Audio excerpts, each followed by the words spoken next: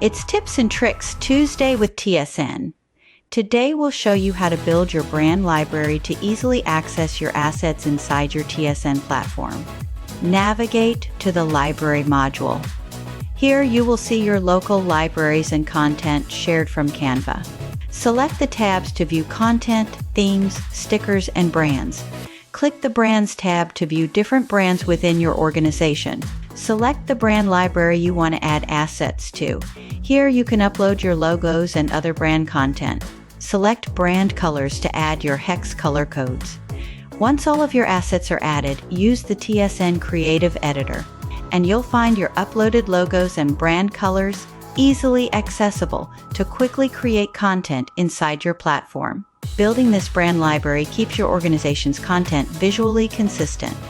Thanks for watching, and see you next week for more Tips and Tricks Tuesday with TSN.